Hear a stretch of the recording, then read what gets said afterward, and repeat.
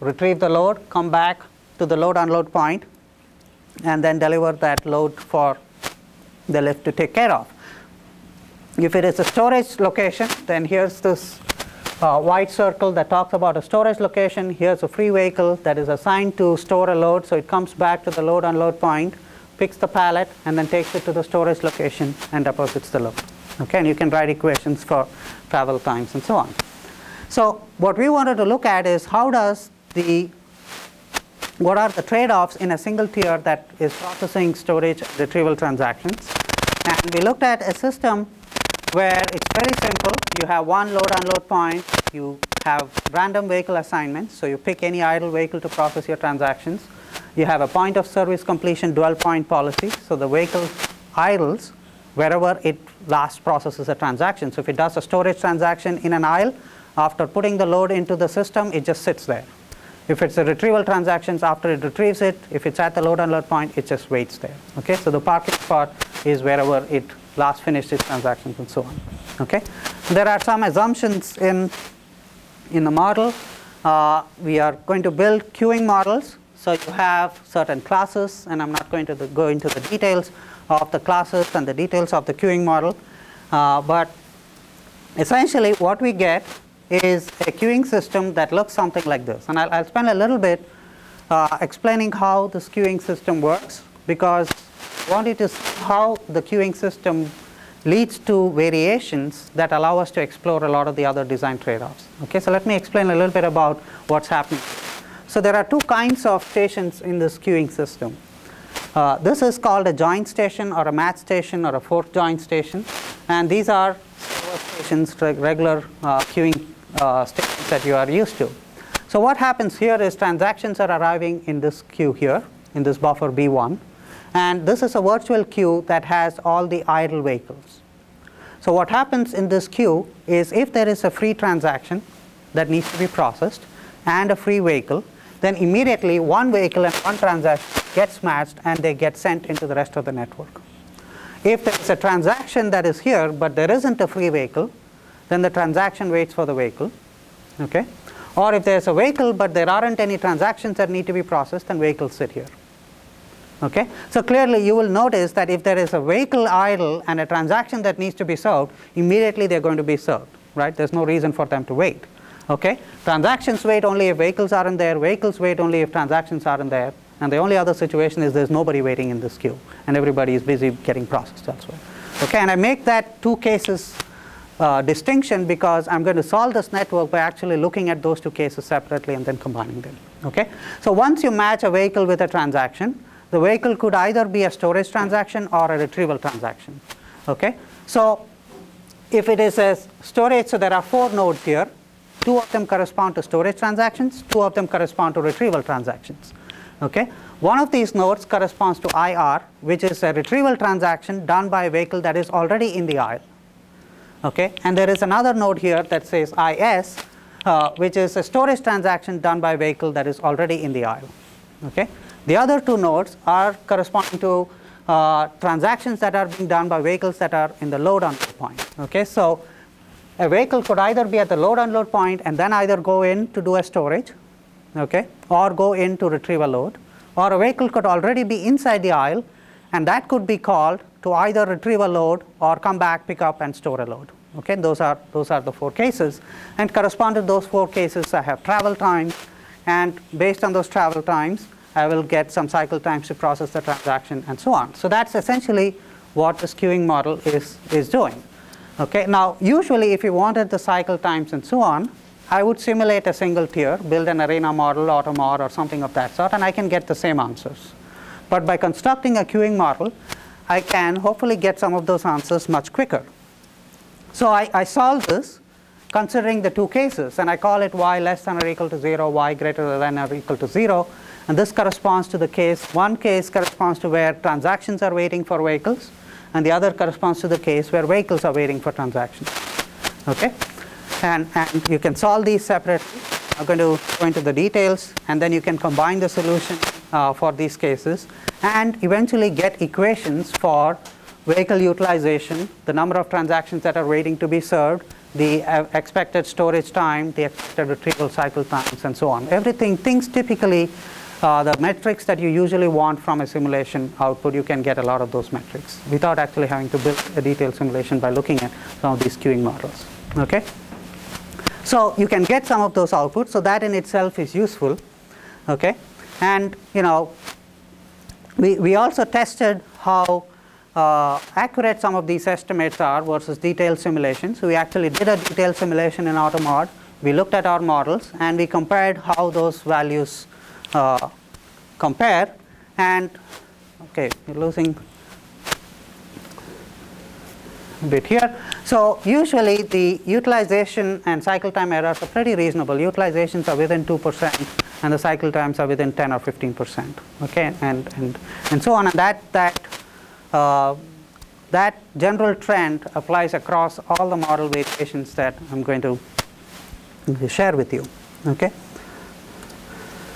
But that's not the main thing. So the main thing is not that you get some reasonable estimates and you can avoid doing simulations, but what the models also allow you to do is to conduct a lot of variations that allow you to evaluate multiple design configurations. So one variation is, should we create multiple zones? Okay, so we can treat the entire tier as one zone where all the vehicles can go anywhere, or we can divide that tier into multiple zones.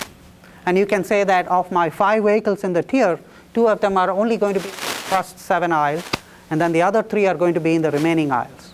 So I can reserve some of them and say that these vehicles are going to operate in this zone, these other vehicles can operate in the other zone. Okay, clearly there are advantages. If the vehicles are restricted to a certain area, the travel times are much shorter. However, if there are too many busy vehicles in the other area, then I don't have the freedom to get vehicles from the other area. So you lose the pooling advantage where all these vehicles are shared, but then you save on cycle times. Now the question is, if I'm designing a warehouse and I want to create zones, should I create 1 zone, 2 zones, 3 zones, and what is the difference, and how do I make sure I'm making the right choice? Well, it's a valid design question, and the same queuing model that we do here can be, with small modifications, be applied to answer some of these questions. Okay? Now here's another question, vehicle assignment rule. Okay, so here's another design decision. Which vehicles should be chosen to process transactions? The model I showed you earlier chose any random vehicle. So if there are 3 vehicles that are idle, 2 of them in the aisle, 1 of them at the load-unload point, essentially the model assumed that I would pick any one of those 3 vehicles and ask them to do a retrieval transaction. Now you could argue that that random vehicle choice might not be the most efficient, especially if I'm going to retrieve a load. Then why send a vehicle from the load-unload point all the way into the rack? Why not use a vehicle that is already inside the rack? Because that may be closer and that may be the better vehicle of choice to retrieve a load. Okay? So you could change those retrieval assignments or vehicle assignment rules. Okay? And again, that becomes a simple modification of the queuing network, and you can evaluate one of these scenarios versus the other. A third choice is, where does a cross aisle get located? So in the system that we talked about, the cross aisle was at the bottom, right at the bottom. And if you noticed what Keith presented earlier this morning, he had a cross aisle at the bottom and a cross aisle on the top. Okay, and he said, well, when you have 2 cross aisles, you essentially lose a space. And this is high density storage area, so people are concerned about losing space, and so they want only 1 aisle. If you're going to have only 1 aisle, 1 cross aisle, where do you put it? Do you put it at the bottom? Do you put it at the middle? Do you put it at the top? And so on. Okay? Now, initially you would think, well, if you don't know much about these designs, you would say, well, put it in the middle. Okay, because middle will cut vertical travel times by half. That's actually a pretty lousy choice. Okay, and so with a small variation in the queuing model, you can again investigate where would you place the cross aisle. And it turns out that the optimum location for cross aisle in this setting is pretty close to the bottom. Not exactly at the bottom. The bottom is not the optimum choice, but it's pretty close to the bottom. Midway is not the optimum choice. Counterintuitive.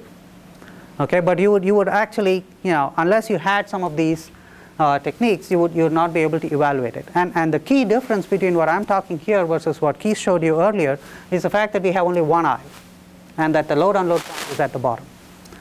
And that makes a difference, and that's what heavily forces the cross aisle to actually be in the bottom half, and the optimum location is somewhere here. And that's hard to implement, so most practical implementations of this technology put the cross aisle right at the end. And that's actually not a pretty bad choice. Okay? So with these models, you can actually evaluate a lot of different decisions in a matter of a few seconds. So you can look at depth to width ratio, okay, how wide. So if you have the freedom of designing this system, then a depth to width ratio of roughly 2 is optimal. If you have to create zones, you have this trade-off of losing the pooling effect when you create zones versus having shorter travel times because vehicles are only moving within a zone. Vehicle assignment rule, this was another reason that we found out to be pretty interesting. We found out that the random assignment of vehicles is actually not a bad choice. Okay?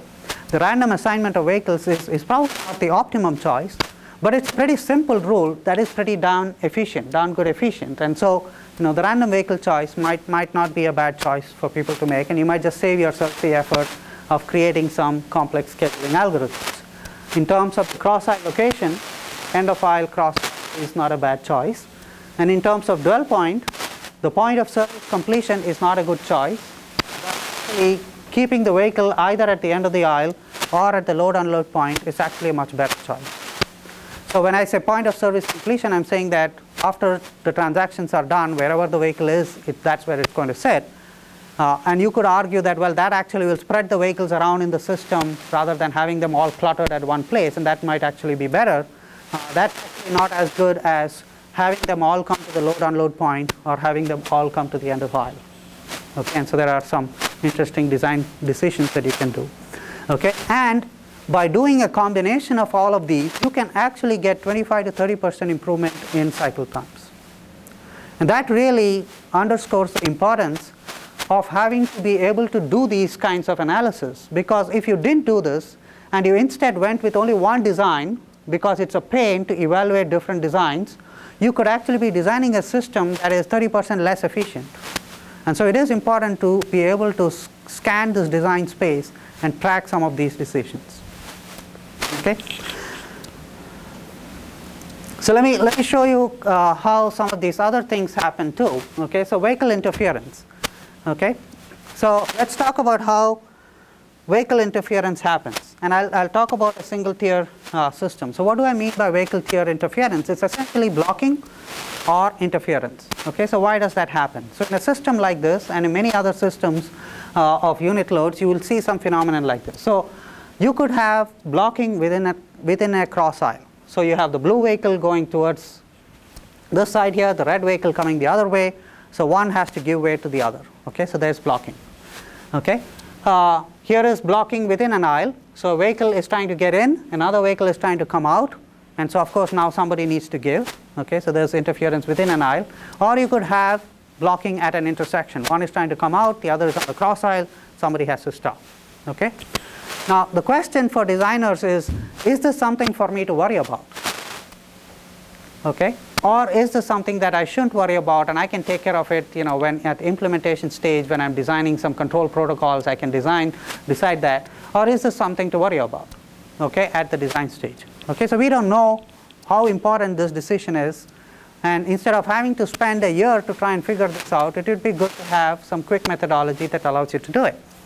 So we designed some protocols for how the blocking is actually going to be addressed when that happens. So let me tell you how we address these protocols. So the cross aisle, it's shared.